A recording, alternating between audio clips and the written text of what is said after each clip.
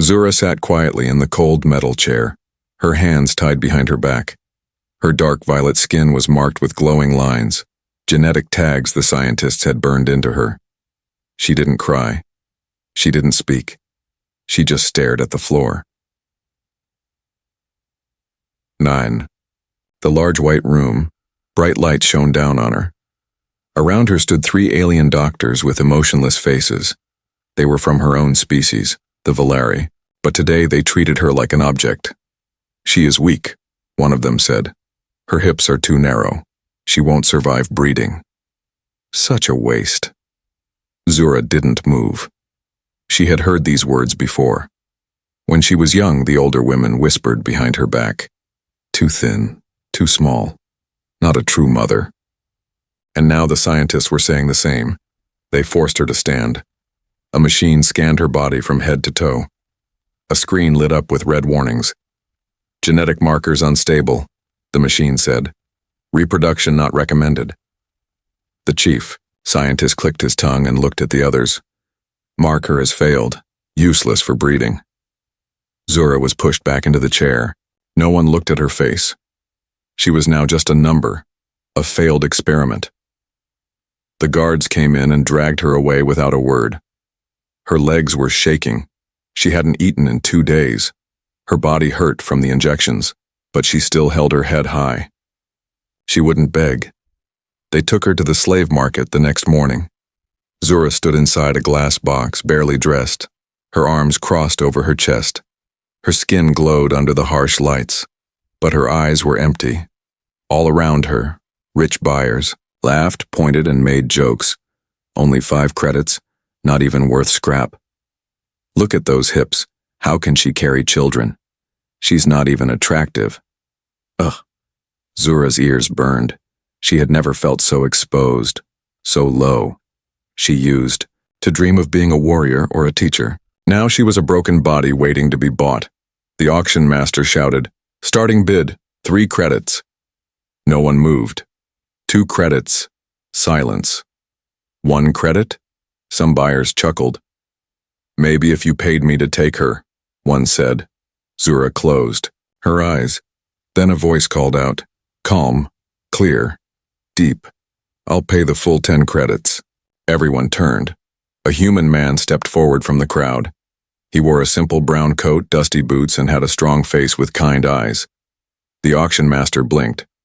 "Sir, did you say 10 credits? For her?" "Yes," the man said. 10. Right now.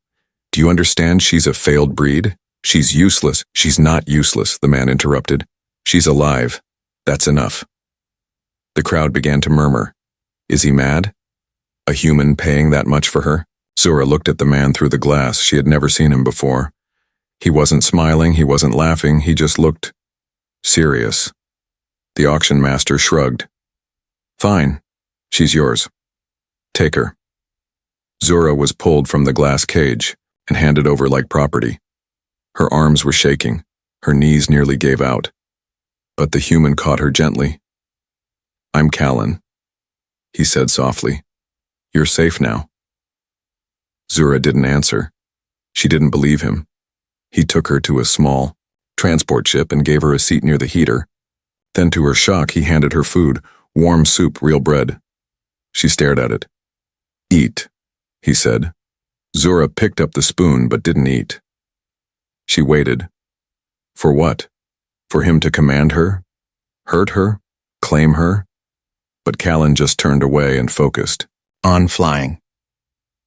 That night Zura sat on the floor of the ship, curled in a blanket. She couldn't sleep. She kept looking at him.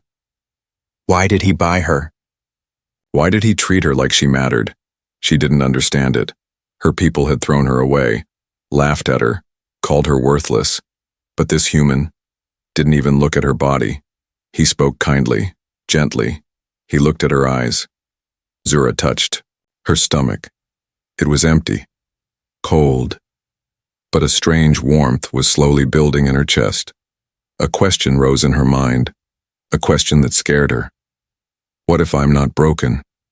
Zura didn't speak for hours. She just sat quietly in the corner of the human ship, wrapped in the blanket he gave her. Her fingers held the cloth tightly like it would disappear if she let go. The soft hum of the engine was the only sound. The soup was gone. Her body had finally eaten after 2 long days, but her heart still felt empty. Callan sat in the pilot's seat, adjusting the course toward the outer regions. He hadn't asked her questions, hadn't touched her. He didn't even stare at her like others did. He just flew, like her presence wasn't strange at all. Zura couldn't understand it. He had paid 10 credits for her. 10 full credits. Enough to buy 3 strong workers or a fast ship engine. But he gave all of it for her, a failed breeder. A rejected slave. Why? She waited for him to give an order, to demand something, but the silence stretched. Hours later, Callan stood and offered her a small bottle of clean water. His voice was calm. You should drink. We'll rest soon. Zura didn't reach for it right away. He sighed softly and placed it on the floor near her. You don't have to be afraid. I'm not going to hurt you. She looked at the bottle, then at him. Why did you buy me? She whispered, her voice dry and cracked. Callan looked into her eyes and his answer was simple. Because no one else would. She blinked. That wasn't the answer she expected. Not, I need a servant. Not, you're beautiful. Just that. Why? Do you care? She asked again, this time louder. Callan crouched near her. He didn't touch her, just lowered his voice. Because you looked like you had already lost everything, and no one should be thrown away like trash. Not even if the world says you're broken. Zura felt her heart beat faster. Her hands tightened around the blanket. That warmth in her chest from earlier, it came back. And this time, it hurt. That night, when the ship landed on a quiet moon station, Callan took her to a small rented room. There was only one bed. Zura stood still, her eyes unsure. Callan noticed and said, You can sleep, I'll stay outside. Door locked from your side. She was shocked. No man had ever said that to her. Zura nodded slowly. As he left the room, she closed the door and slid down to the floor. She didn't cry. She didn't smile. But for the first time, she felt like maybe she wasn't just someone's thing. Later, that night she woke up to a sound, a sharp knock. Her heart jumped. She rushed to the door. Zura! Callan's voice came through. Open up! Now! She unlocked the door, and Callan stepped in quickly. He grabbed her arm, not rough, but firm. We need to go, now. What's happening? She asked, confused. They tracked you. Someone scanned your tag at the auction. A bounty's out. A patrol is coming to take you back. Zura's eyes went wide. Back? They'll kill me. Callan looked at her. Not if I can help it. She stared at him, breath shaking. You don't have to do this. I know, he said. But I want to. The two of them ran through the silent streets of the moon station, sticking to shadows. Drones buzzed overhead.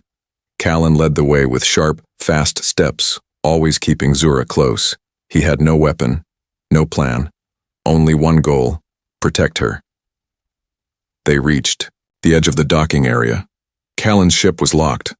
2 patrol guards stood near it. We can't go that way, he whispered. Then what do we do? Zura asked, her voice trembling. Callan turned. We disappear. He led her toward the maintenance tunnels, small, dirty, forgotten places under the station. As they climbed down, Zura stopped and looked at him. You're risking your life. He turned to her, breathing hard. So are you. No, she said. I'm not worth this. He paused. Then softly, don't say that again.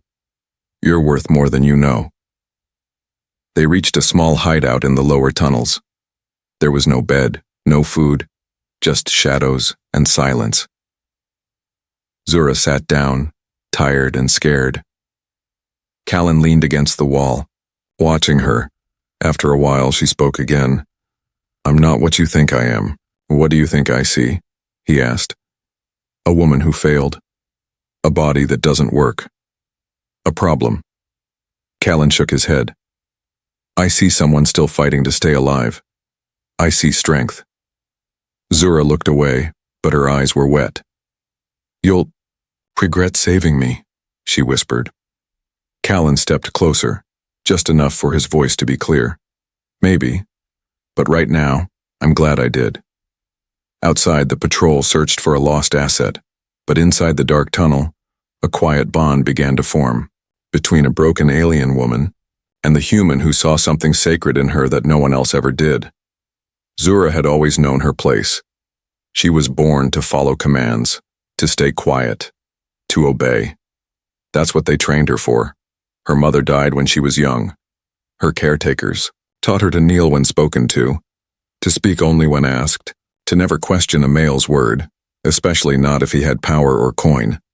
So now, hiding in a dark maintenance tunnel with a human man who owned nothing, and yet treated her like she mattered, Zura didn't know what to do. Callan was sitting by a small power unit fixing a broken heating coil. The air was cold and dry. The old tunnel smelled of dust and metal. Zura sat across from him watching. Her legs were pulled close to her chest. Her eyes never left him. He hadn't tried to touch her. He hadn't asked her to serve him. He hadn't even asked her name again. He just gave her space. It was wrong. It was strange. It was terrifying, because Zura had no idea how to exist if no one was controlling her. Later that night, she stood up silently. The blanket he had given her slipped from her shoulders. She stepped toward him slowly. Callan was still working, his back turned to her. She took a deep breath and whispered, "Do you want me to serve you now?" Callan froze. He turned his head slowly. His eyes met hers, confused, not angry, not hungry, just confused. "Zura," he said, "what are you talking about? I know what I am. You paid for me. You own me. I belong to you." Callan stood, up gently. "You don't belong to anyone," she frowned. "Then why did you buy me?" He looked at her for a long moment. "Because you were alone. And I knew you deserved better." She stepped closer. Her voice cracked. "Then what am I supposed to do?" Callan took a step back. "Heal." Zura didn't understand that word. Not truly. But she didn't ask him to explain. She went back to her corner, wrapped the blanket tight around herself, and cried, quietly, so he wouldn't hear. But he did. And he didn't say anything. He just stayed near and let her cry. The next morning, they moved deeper into the tunnels. Patrols were growing closer. Callan hacked into the station's old systems and used broken corridors to mask their trail. Zura followed silently. She was weak, but she didn't complain. They found a sealed maintenance chamber. It was old but hidden, safe for now. Callan gave her a ration pack and clean water again. Still, no commands. Still, no pressure. Zura sat, down across from him. This time she spoke first. "You've had slaves before?" "No," he said. "Never wanted one." She nodded slowly. "But I am one." "Not anymore." She looked down. "Then what am I now?" He smiled, just a little. "You're free." That night something shifted. Zura began to ask questions. Where was he from? Why was he traveling alone? Why did he care so much? Callan answered with patience. He told her about Earth, about fields of green, oceans of blue, and skies filled with stars. About a sister he lost in the war. About how he used to fix ships for the army and how he left when the fighting stopped because he couldn't stand to see more broken people. Zura listened quietly, and for the first time in her life she laughed. Just once. Just a soft sound. But Callan noticed, and it made him smile too. Days passed. Zura started helping him repair their gear. She still struggled to sleep. Still woke up from bad dreams. Still flinched at sudden sounds. But she began to walk beside him instead of behind. She didn't ask what he wanted from her anymore, because she was starting to see the truth. He didn't want anything. He only wanted her to be okay. Then, one evening, Zura found something strange. She opened Callan's pack, looking for extra bandages. Inside was a tiny old photograph, worn and folded. It was of a young girl with violet skin. A Valeri, just like her. Zura stared at it. Her chest tightened. When Callan returned and saw her holding it, he stopped. "She was my friend," he said softly. "Before the war. Her name was Sira. She was killed trying to save human children during a raid. I couldn't stop it." Zura handed the photo back gently. She looked brave. "She was," Callan whispered. "You remind me of her." Zura didn't know what to say, but that night before she slept, she whispered, "Thank you." And for the first time in her life, she didn't feel like property. She felt like a person. It started with a sound, soft, distant, and easy to miss. But Callan heard it. He was checking the outer vents of their tunnel shelter when his ears caught it. A faint buzzing. Not wind, not the machines. A drone. His face went still. He grabbed the scanner and looked again. The signal was real. They had been found. Inside the small shelter, Zura was boiling water over a portable heater. Her hands were steady now, her eyes calmer than before. For the first time in days, she felt like maybe, just maybe, she could build something new. Then Callan rushed in. "Zura, pack up. Now." She looked up, confused. "What?" "No time. Patrol drone found us. They're close." Her hands dropped the cup. The water spilled, but she didn't notice. Her body froze in place. "No," she whispered. "Not again." Callan grabbed her shoulders gently. "Look at me. We're leaving. I'll protect you." She nodded, but her hands were shaking as she stuffed her things into the pack. The tunnel was cold and narrow. They moved fast through the shadows, but the lights from above were getting brighter. They could hear footsteps echoing. Valeri soldiers. Hunting her. Zura's breath became short. Her chest tightened. "I can't go back," she whispered. "They'll destroy me." "They won't touch you," Callan said. "I won't let them." "But why would they want me now? I'm nothing." He looked back at her, face hard. "You're not nothing. And that's exactly why they want you." They reached a sealed exit door. Callan tried the code, but the panel blinked red. Locked. Zura looked around. "There's another path down."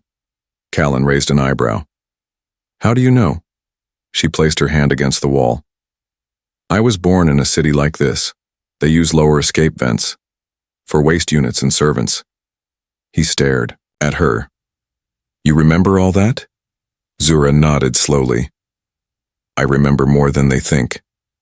They dropped into a narrow shaft, crawling through darkness. It smelled of rust and old chemicals. Zura led the way this time. Her fear had not vanished, but she had learned to move with it. At the bottom, they found a forgotten service door. Callan opened it slowly, and the two stepped out onto the edge of the station, a long open platform facing the stars. Wind hit their faces. They had reached the outer rim. A loud voice echoed through the speakers above. "Valerie property detected. Surrender the asset or be fired upon." Zura gasped. "They're calling me property." Callan stepped in front of her, shielding her with his body. "Not anymore." 3 shadowy figures appeared on the other end of the platform. Valeri, soldiers with plasma rifles. One of them raised his voice. "Hand her over, human. She's diseased. She carries modified cells. She must be eliminated." Zura stepped back. "Modified?" Callan didn't move. "She's alive. That's all that matters." The soldiers aimed. Zura grabbed Callan's arm. "They'll kill you." "Let them try." He whispered something under his breath and tapped a button on his wristband. Suddenly, a blinding flash of smoke burst out from the ground. "Run!" he yelled. Through the smoke, Zura ran as fast as her legs could carry her. Callan was right behind her. They jumped over crates, ducked through shipping containers, and burst into an old cargo bay. Behind them, red lights flashed. One blast hit the wall near Zura's head. Callan grabbed her hand and yanked her into a side tunnel just in time. They fell together behind a stack of crates, panting hard. Zura clutched her chest. They said I was modified. Callan looked at her, breathing heavy. What did they do to you? Zura blinked. I don't know. Suddenly, a sharp pain hit her stomach. Zura collapsed to her knees. Her skin shimmered faintly under the light. Something's wrong. Callan knelt beside her. Zura? What is it? Her voice shook. They put something inside me. Before the auction, I thought it was a vaccine. But now... Callan's heart dropped. You think you're carrying something? She nodded slowly. They called me unfit, but maybe I was a test. He stared at her in silence, then he whispered, We need help, fast. As sirens wailed behind them, Callan lifted Zura into his arms. She didn't resist. She was too weak. But as her head rested against his chest, she whispered something faint, something only he could hear. You're the only one who ever made me feel human. Callan's arms tightened around her, and through the darkness and danger he carried her because no one else ever had. Callan ran through the underground docks with Zura in his arms. Her body felt hot. Too hot. She trembled with every breath, her eyes half closed. She tried to speak, but only a whisper came out. Don't stop. Please. I won't, Callan said, holding her tighter. I promise. He didn't know where to go until his memory sparked. There was one man who might help, someone from long ago, someone who once saved lives before the war made them enemies. The old freight doors creaked open slowly. The place looked abandoned, metal walls rusted, broken lights blinking. But inside, a faint blue glow hummed in the back room. Callan stepped in and called out, Jex, you still breathing in here? For a moment, silence. Then, from the shadows, a tall, thin figure appeared, holding a small plasma tool. Jex. He was a human, like Callan. Older now, with gray streaks in his beard and cybernetic lines along his neck. His left eye blinked blue with artificial light. Callan, he said, lowering the tool. You look like hell. I need help, Callan said. Medical. Jex's eye scanned Zura in his arms. His face changed.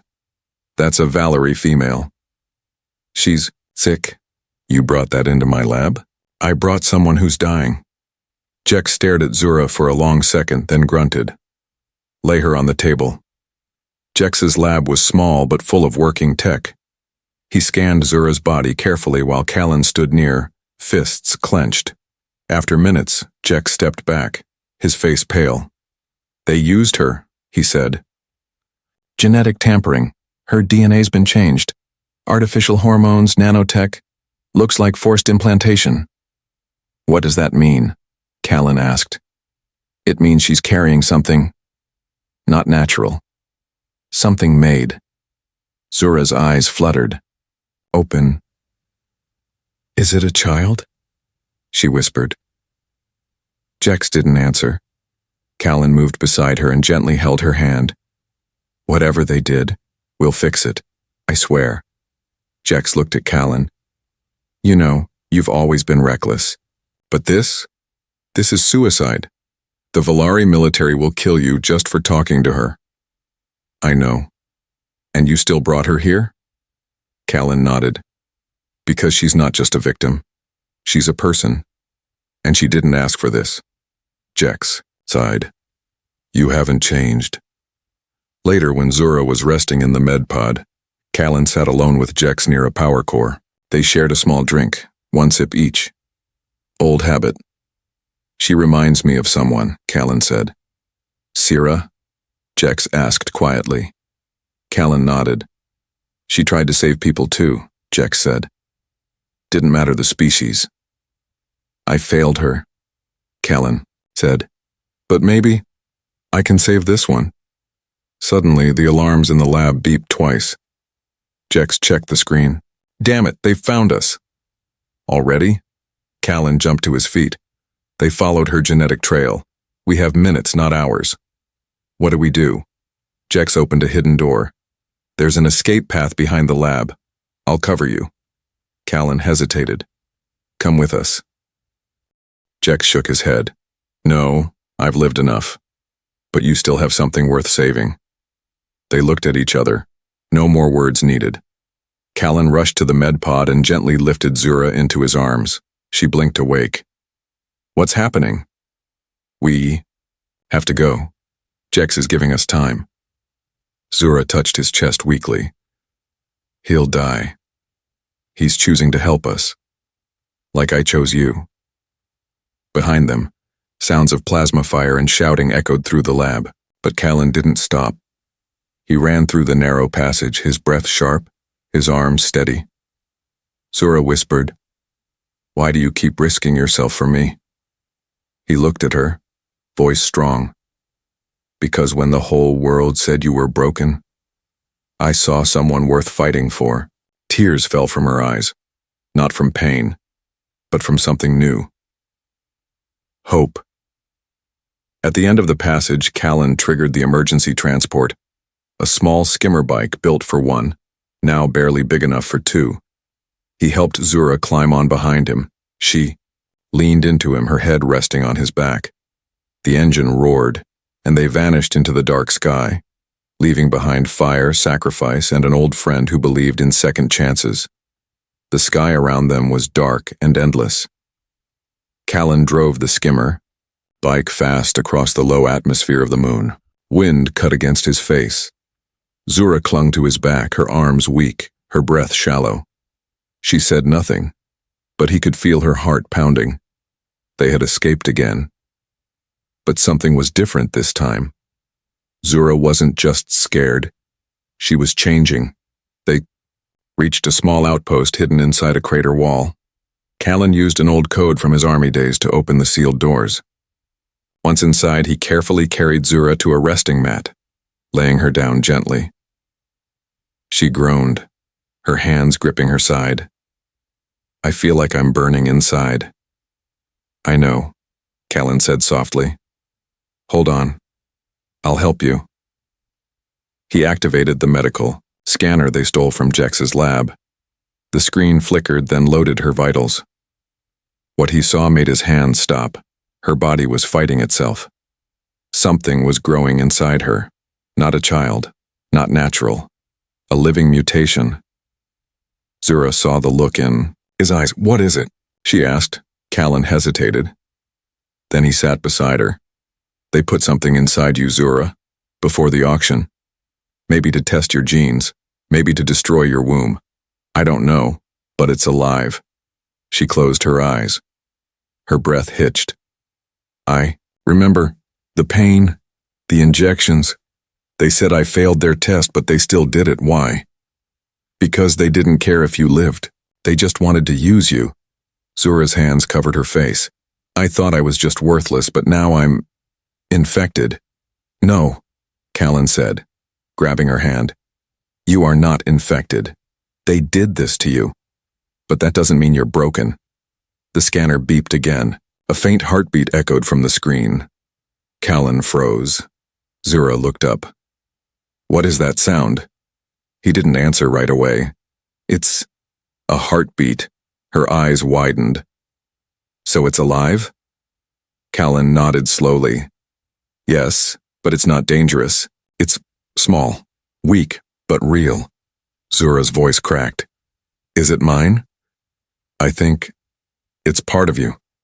Yes. She turned her face away. They said I couldn't carry life. They said my hips were wrong. Too narrow. Unworthy. They were wrong, Callan said firmly. You're carrying life now, and it's because you fought to survive. The silence between them was heavy. Zura looked at her hands. They were shaking again, but not from fear this time. I don't know if I can do this. You're not alone, Callan said. I'm here. She turned her head toward him, her eyes wet. No one's ever said that to me before. Later that night, Callan made a small fire inside the outpost's heater. Zura lay wrapped in blankets, her breathing softer now. She watched him as he sat near the flame, rubbing tired hands together. You should have left me, she said quietly. At the auction, in the tunnels, when I collapsed. I couldn't. Why not? He looked into the fire, then slowly said, because you reminded me what it means to care. I lost that a long time ago. Zura's voice trembled. Do you care because you see someone else in me, or because of me? Callan looked at her, his eyes steady. Because of you. Zura covered her mouth, trying not to cry. But the tears came anyway. Warm, quiet, honest. I don't know what this thing inside me is, she whispered. But if it's a life, then I want it to live. Callan nodded. Then we'll protect it. The next morning, a signal alert lit up on Callan's device. Jex had sent a final message before his lab fell. They'll stop at nothing. Whatever. She carries, it threatens their control. Hide her, don't trust anyone, and Callan, don't let her die. Callan closed the message and looked at Zura. She was asleep, one hand resting over her stomach. Peaceful, vulnerable. He made a silent vow then. He would not let her be a victim again. Not to her people, not to fate, not even to fear. Zura had once been called broken. Now she carried the one thing they never expected, hope. The skies above the crater were no longer silent. They rumbled. Valeri warships had entered orbit. Lights from their engines burned like falling stars. Their signals were loud and clear. Surrender the traitor female. Surrender the human. No mercy will be given. Zura stood inside the outpost, wrapped in a coat Callan had given her. Her hand rested over her stomach. She wasn't weak anymore. Her body still ached, but something had changed.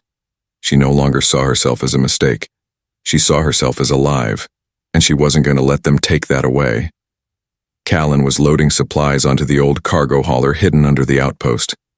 It wasn't made for war, but it could fly, fast enough to escape if luck held. Zura walked to him. We can't keep running. He looked at her, eyes tired. You're right. But I'm not leaving unless you do. Callan stopped, surprised. You still think you're protecting me?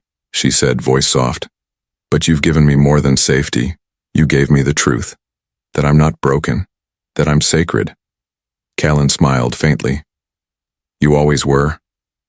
Outside, dust flew as dropships landed on the ridge. Soldiers in black armor marched down, weapons ready. Their orders were simple. Erase the failure. Make an example. But the failure was no longer afraid. Zura and Callan stepped out together into the cold wind. Behind them, the cargo hauler powered up quietly, ready to lift off when the moment came. A voice called through a speaker. Robotic, sharp, return the female. She is property of the Valeri Empire. Callan stepped forward. She's no one's property. You will be destroyed. Zura stepped beside him. Her chin lifted. Then destroy me, she shouted. But know this. I carry life now. Life you didn't create. Life you said was impossible. There was silence on the other end. Then the order was given. Fire. Everything moved fast. Blasts lit the air. Callan threw his body over Zura and pulled her back toward the hauler. Smoke filled the sky. A beam hit the ground near them and exploded, shaking the crater wall. Zura fell. Her head hit the ground hard, her ears rang, her vision blurred, but as the dust cleared she saw him, Callan, standing over her, gun in hand, bleeding from his shoulder, still fighting, still standing, still protecting her. He helped her up. I can walk, she gasped. I can still fight. But her legs said otherwise. Callan picked her up without a word and ran toward the ship. Bullets and energy beams flew all around them. Zura's arms wrapped around his neck. You should have let me go, she whispered. I told you, he said, breath ragged. You're sacred. Inside the ship, he laid her gently in the seat and hit the thrusters. The engines roared to life. The ship lifted into the air, rocks falling from the shaking ground below.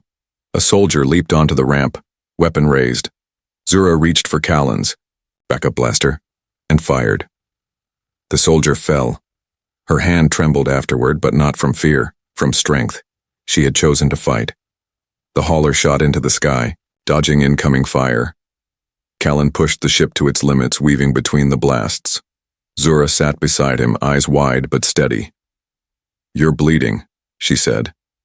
"So are you," he replied with a grin. They both laughed, even as the world tried to kill them. Above the clouds in open space, the enemy ships chased them. Zura looked down at her stomach. "I don't know what's inside me," she said, "but I won't let them decide what it means." Callan nodded. "Then we decide together." They crossed into neutral space just as the Valari ships pulled back. No war would be started today. Not over a woman they once called useless.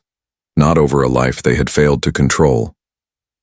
Weeks later, on a quiet farming world far from war, Zura stood under the sun. She wore a loose white robe, her belly now gently round. Children laughed nearby, humans, aliens, together.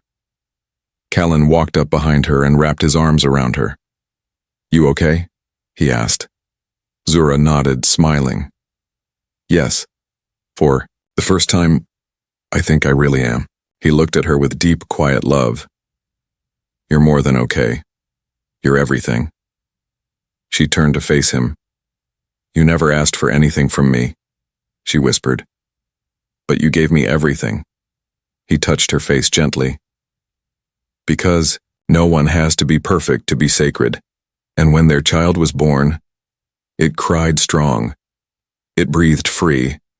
And it proved something the whole galaxy had once denied. That even the broken can create beauty. That love doesn't ask for permission. That life, even unexpected, can change everything.